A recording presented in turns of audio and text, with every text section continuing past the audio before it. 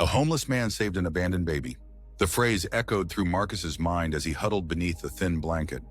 The December wind howling through the underpass, he called home.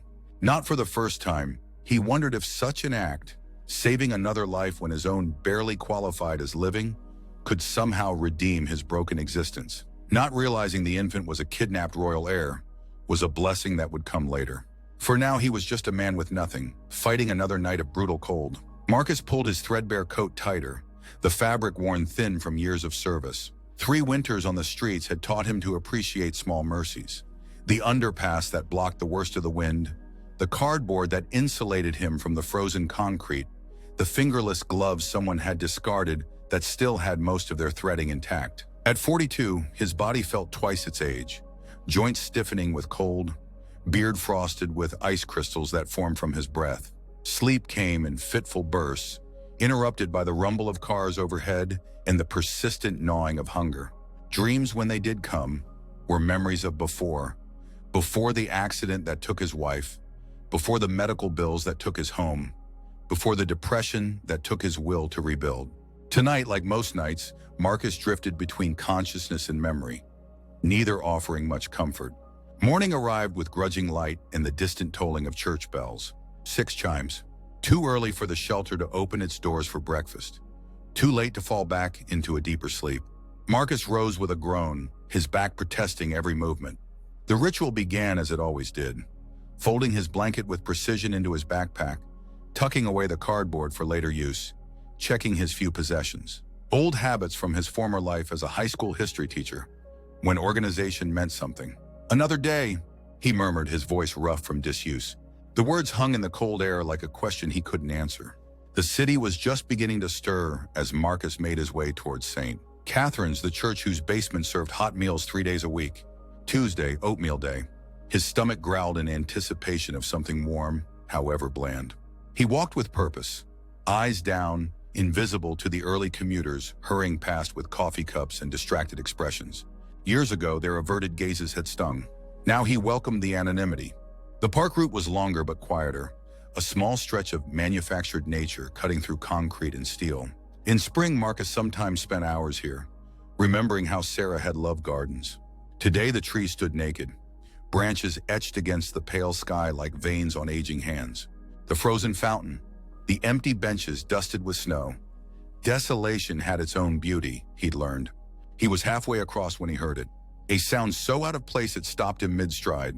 A cry, small, mewling, then stronger, an infant's cry. Marcus turned, scanning the empty park. The sound came again, from behind the large ornamental bush near the fountain.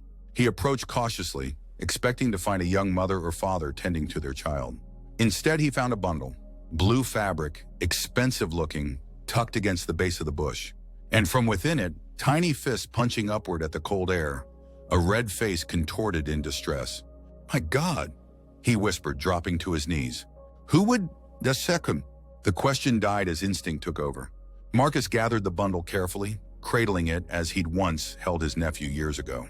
The baby was surprisingly warm, wrapped in what he now recognized as a cashmere blanket with an embroidered edge, golden thread forming an intricate pattern he couldn't quite make out. "Shh," he soothed, rocking gently. "It's all right. You're all right now." The baby's cries softened at his voice, blue eyes blinking up at him. A boy, Marcus guessed, no more than a few months old. Well-fed, clean, dressed in what appeared to be a hand-tailored outfit beneath the blanket. Not abandoned by someone who couldn't afford to care for a child then. Something else. Marcus glanced around, suddenly aware of how this might appear. A homeless man holding an infant in a deserted park at dawn. He should take the baby to the police. That was the proper thing, the logical thing. But logic had failed Marcus before.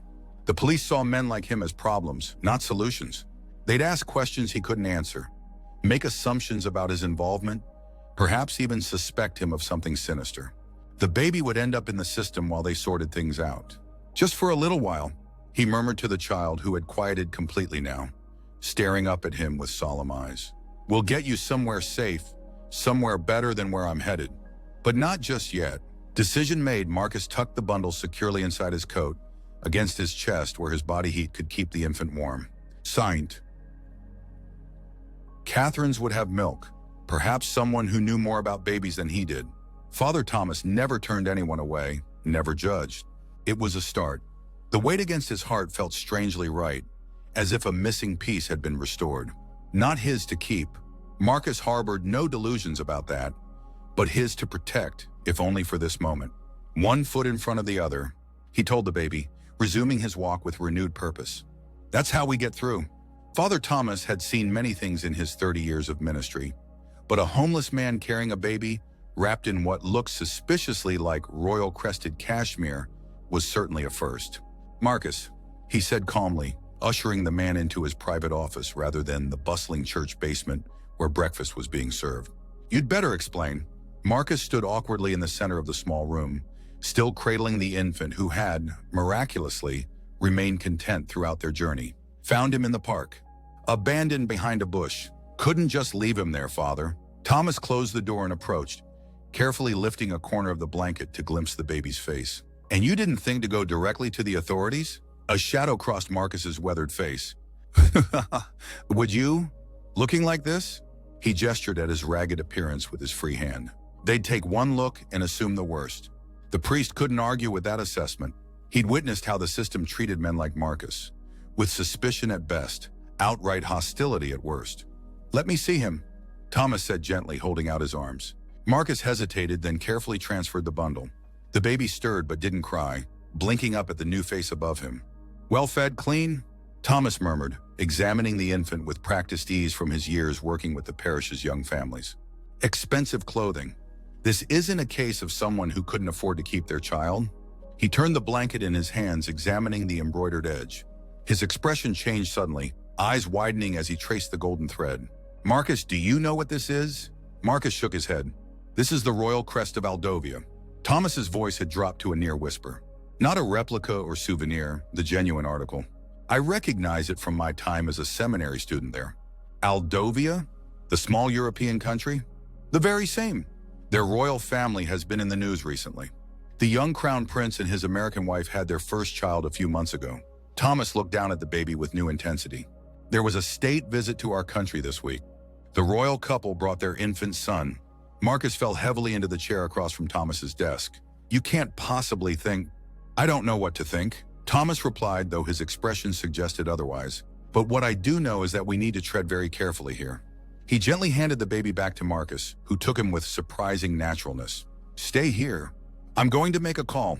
While Thomas stepped out, Marcus found himself studying the baby's features more closely. Delicate eyebrows, a small dimple in his chin, ears that tucked close to his head. Nothing that screamed royalty. Just a vulnerable little human who had somehow been separated from those who should have been protecting him. "What happened to you, little one?" Marcus murmured. "How did you end up in that park?" The baby made a soft cooing sound, one tiny hand escaping the blanket to wrap around Marcus's weathered finger. The simple gesture sent a wave of emotion through him, so powerful he had to close his eyes against it. How long had it been since anyone had reached for him? Since he'd felt needed, even in this small way? Father Thomas returned, his face grave. "The news just broke. Crown Prince Alexander of Aldovia, 8 weeks old, was taken from the embassy residence last night. The royal family is frantic. The entire diplomatic corps and police force have been mobilized." Marcus felt the blood drain from his face. "I'm holding a kidnapped prince?" "It appears so." Thomas sat heavily behind his desk. "Which makes our next steps critically important. We have to take him back," Marcus said immediately. "Yes, but how we do that matters a great deal." Thomas steepled his fingers. "If you simply walk into a police station with him, they'll arrest me on the spot," Marcus finished. "Assume I was involved in the kidnapping."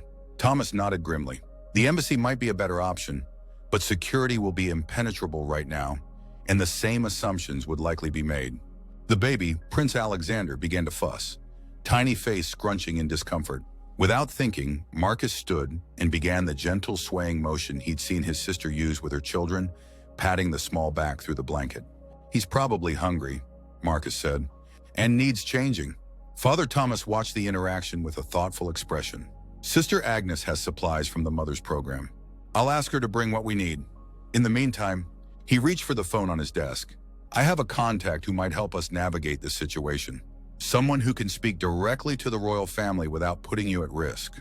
As Thomas made his call, Marcus continued the gentle motion that seemed to soothe the prince. The weight of responsibility pressed on him like a physical thing.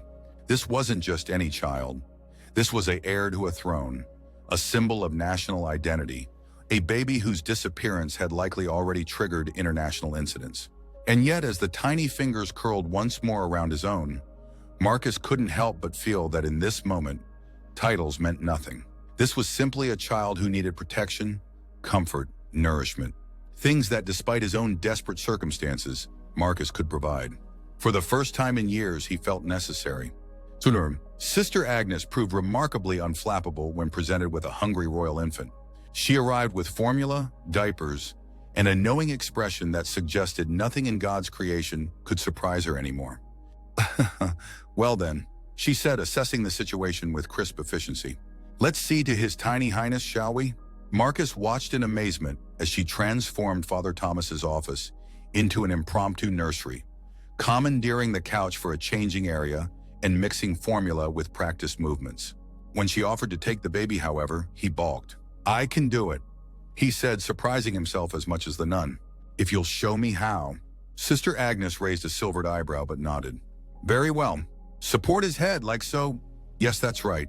Under her guidance, Marcus changed the prince's diaper, marveling at the tiny, perfect body, the kicking legs, the indignant expression that seemed to say this treatment was most undignified for someone of his station.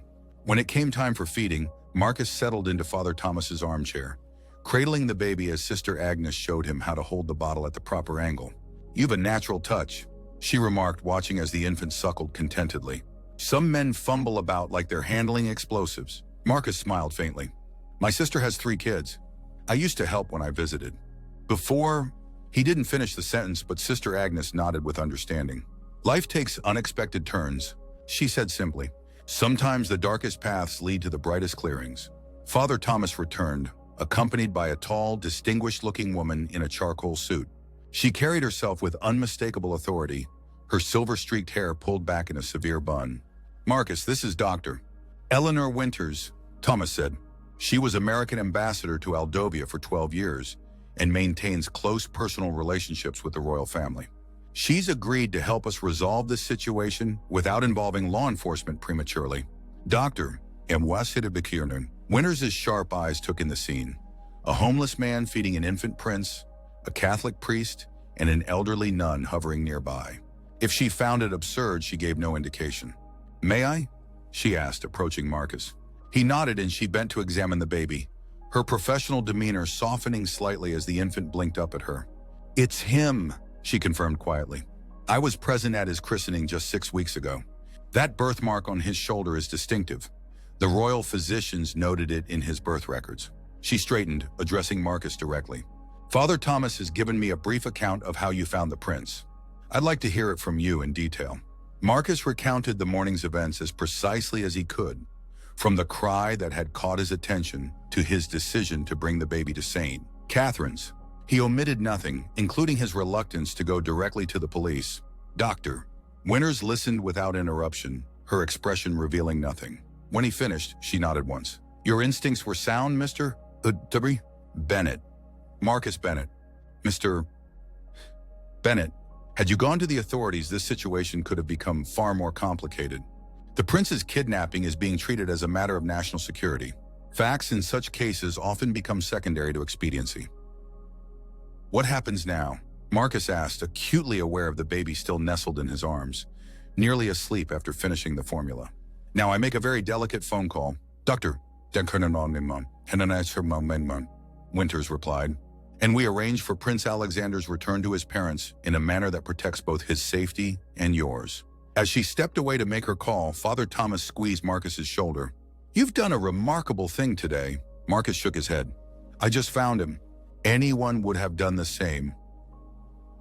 "Would they?" Thomas's gaze was knowing. "Many would have walked past, pretended not to hear. Others might have seen opportunity, ransom, media attention. You saw only a child in need." Before Marcus could respond, Dr. Winters returned. "The arrangements are made. The Crown Prince and Princess wish to personally receive their son and thank his rescuer. A secure vehicle will arrive shortly to transport us to the embassy." "Us?" Marcus echoed. "Yes, Mr. Bennett.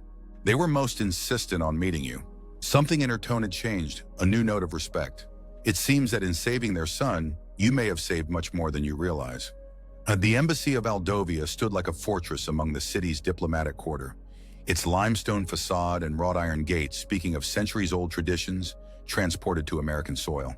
Under normal circumstances, a man like Marcus would never have passed through those gates, let alone been escorted through the main entrance by diplomatic security. But these were not normal circumstances, and the precious bundle he still carried changed all the rules. Doctor, still 1-to-1, down. Winters led their small procession through marble hallways adorned with oil paintings of stern-looking men and women in formal regalia. Marcus felt acutely out of place in his worn clothing, uncombed beard, and battered boots that squeaked against the polished floors. Yet no one looked at him with disdain or suspicion. Their eyes were fixed only on the blue bundle in his arms. They were shown to a private reception room where tense-looking men in suits stood guard. Dr. Heir, Winters exchanged quiet words with what appeared to be the head of security, who nodded and disappeared through an adjoining door. The Crown Prince and Princess will join us momentarily, she informed Marcus, who stood rooted to the spot, suddenly overwhelmed by the magnitude of the situation. They've been through an unimaginable ordeal these past 12 hours. What happened? Marcus asked, his voice low. How did he end up in that park? Dr. Heir, Winters' expression darkened. The investigation is ongoing, but it appears to have been a carefully orchestrated kidnapping attempt by a radical political faction opposed to the current monarchy. Something went wrong in their plans. Perhaps an unexpected security patrol forced them to abandon the prince before reaching their designated safe house. The thought of these tiny, perfect fingers in the hands of those who meant him harm made Marcus instinctively tighten his protective hold. The baby stirred but didn't wake, his peaceful breathing a contrast to the tension filling the room. The adjoining door opened and everyone in the room straightened. A young couple entered, he tall and fair-haired with a neatly trimmed beard, she slender with warm brown skin and dark eyes currently rimmed with red from crying. Despite their lack of crowns or formal regalia, their royal status was unmistakable in their bearing and in the way everyone else in the room subtly oriented toward them. The woman's eyes immediately found the blue bundle, and a sound escaped her, half gasp, half sob. Alexander, she whispered, moving forward with singular focus. Marcus stood frozen as she approached, her hands already reaching. He carefully transferred the sleeping prince to his mother's arms, watching as she clutched her son to her chest with desperate relief, her shoulders shaking with silent sobs. The crown prince wrapped his arms around them both, his own composure barely maintained, pressing his face against his wife's hair as they formed a tight circle of reunion. The room fell away as Marcus witnessed this raw moment of parental love.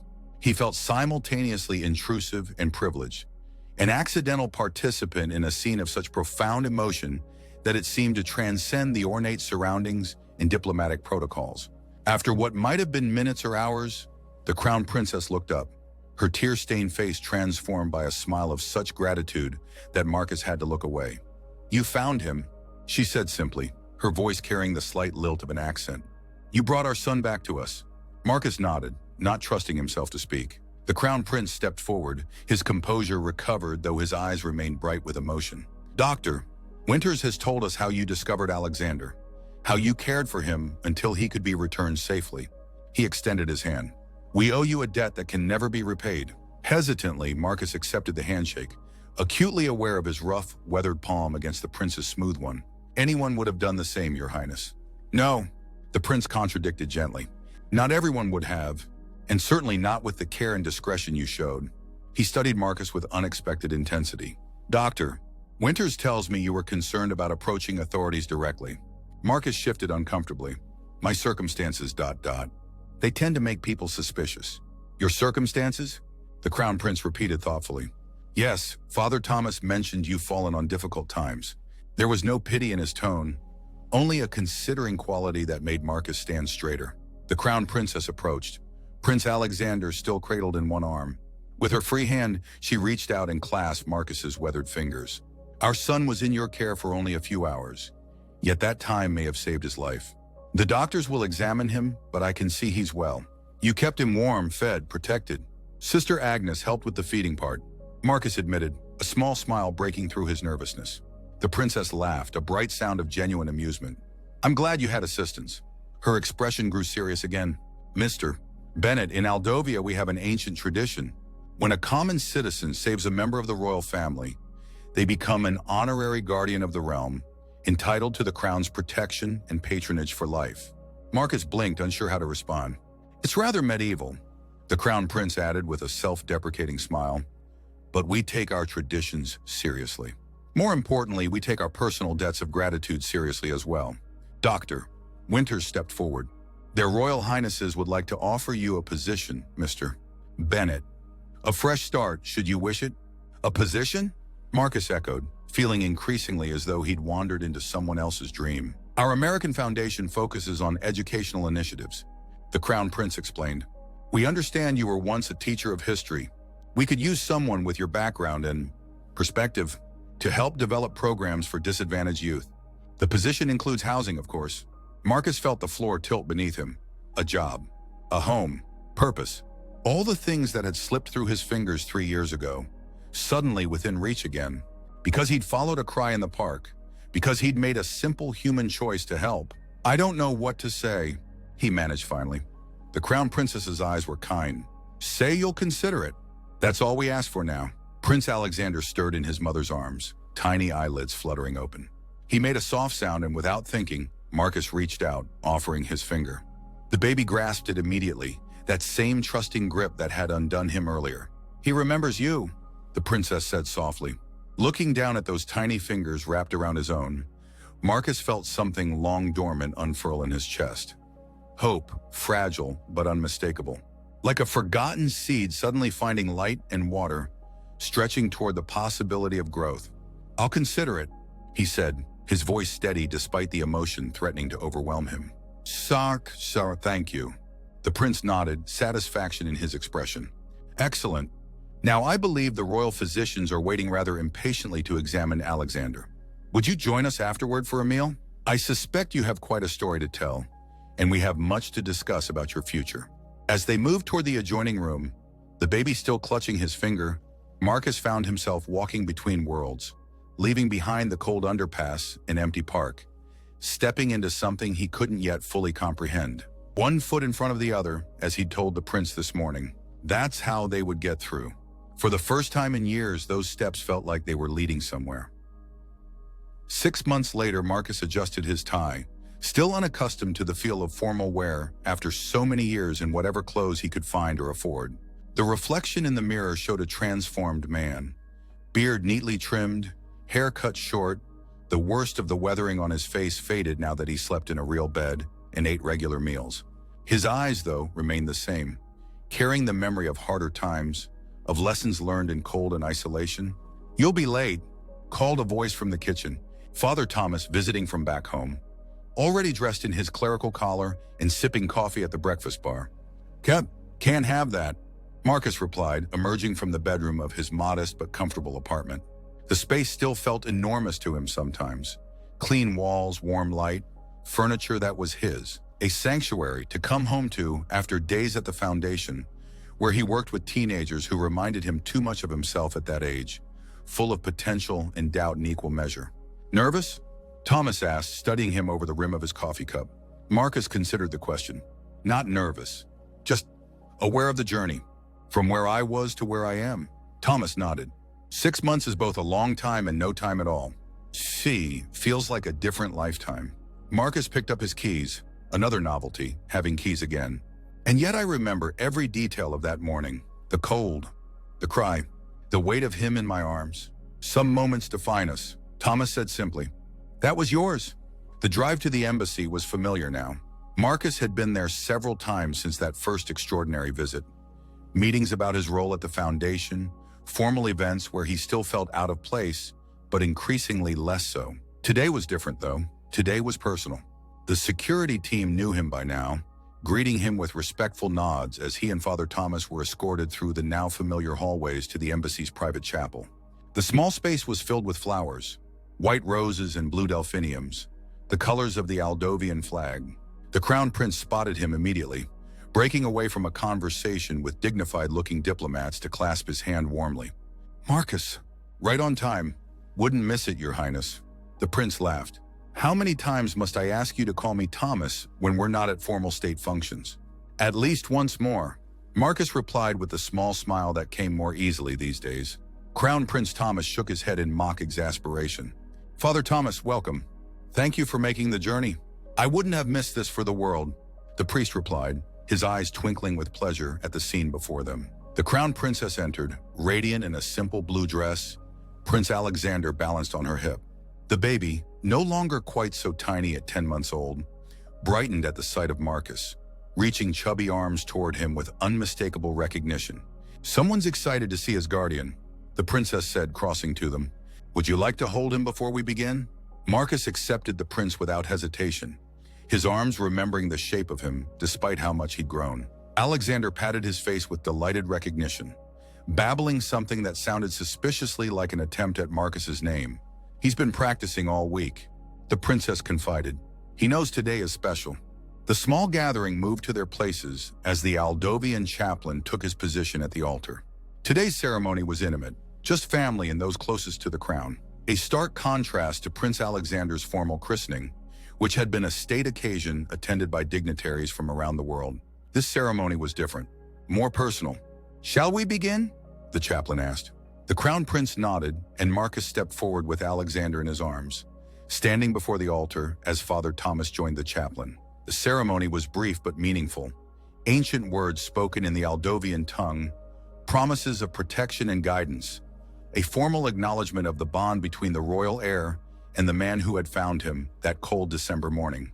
When it concluded, Marcus was officially named guardian to the prince, a ceremonial title from medieval times, rarely bestowed in the modern era, but one that carried significant meaning within the traditional monarchy. In saving our son, the crown prince said when the formal words were complete, you saved a piece of our nation's future. But more importantly, you reminded us of the humanity that connects us all, regardless of station or circumstance. The crown princess stepped forward, taking her son back into her arms. Alexander will grow up knowing your story, Marcus. Not just how you found him, but who you are. Your strength, your resilience, your capacity for kindness, even when the world showed you little in return. Something tightened in Marcus's chest at her words. For so long, his story had been one he'd wanted to forget, filled with loss and hardship, mistakes and regrets. Now somehow those same chapters had become something else. Not just pain to be endured, but experience that had shaped him into someone who could recognize a cry in an empty park, who could care for a child with nothing but instinct and compassion to guide him. The celebration afterward was subdued but warm, with conversations flowing easily between royal aides, diplomatic staff, and the formerly homeless man who had stumbled into the middle of a diplomatic crisis and emerged as something between a hero and a friend. Late in the evening, Marcus found himself on the embassy's terrace, taking a moment of quiet beneath a sky scattered with stars. The air held the warmth of early summer, so different from the bitter cold of that December morning. Mind if I join you? The crown prince appeared at his side, having shed his formal jacket, looking momentarily like any young father stealing a break from social obligations. Of course not. They stood in comfortable silence for a moment, looking out over the city lights. Alexander's taking his first steps, the prince said eventually. Furniture walking, the nanny calls it, holding on to things and cruising around. Marcus smiled. He'll be running before you know it. That's what I'm afraid of. The prince laughed, then grew more serious. We're returning to Aldovia next month. State matters require our presence at the palace for the foreseeable future. Marcus nodded, having expected this announcement. The royal family's extended stay in America had always been temporary, a diplomatic mission with a defined endpoint.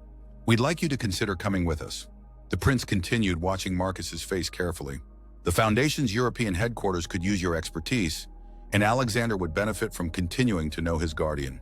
The offer hung in the night air between them, unexpected and momentous. Marcus looked out at the city, the only home he'd ever known, the place that had both broken and remade him. It's a lot to consider, the prince acknowledged when Marcus remained silent. A new country, new culture, but perhaps also a new chapter, unburdened by old ghosts. Marcus thought of the underpass where he'd slept that December night, the park bench where he'd sometimes sat watching families go by, the church basement where he'd found temporary warmth, places that held memories of his lowest moments, but also of the unexpected turn that had led him here. I'll consider it, he said finally, echoing the words he'd given 6 months ago when offered his position at the foundation. Words that had opened a door he never could have imagined. The prince nodded, satisfied. That's all I ask. Later that night, back in his apartment, Marcus stood at his window looking out at the city that had been both cruel and kind to him. Father Thomas had retired to the guest room, leaving Marcus alone with his thoughts. On his bedside table sat a small blue box, presented to him at the end of the ceremony.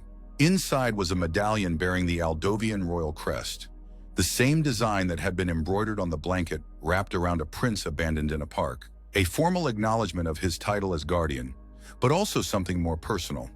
A tangible reminder that sometimes salvation works in both directions. A homeless man had saved an abandoned baby, not realizing the infant was a kidnapped royal heir. But in truth, that royal heir had also saved him, reaching out with tiny fingers to pull him back into a world of connection, purpose, and possibility. Marcus opened the box, running his fingers over the intricate crest. Then he made his decision. New chapters required courage, but that was something he had in abundance. After all, he'd survived the streets. He'd followed a cry in an empty park. He'd held a prince in his arms and returned him safely home. Crossing oceans to begin again? That was simply the next step in a journey that had already carried him farther than he'd ever dreamed possible. One foot in front of the other, he thought, smiling at the memory of those words whispered to a baby on a cold morning that now seemed like both yesterday and a lifetime ago. That's how we get through. And sometimes, if we're very lucky, getting through leads us exactly where we need to be.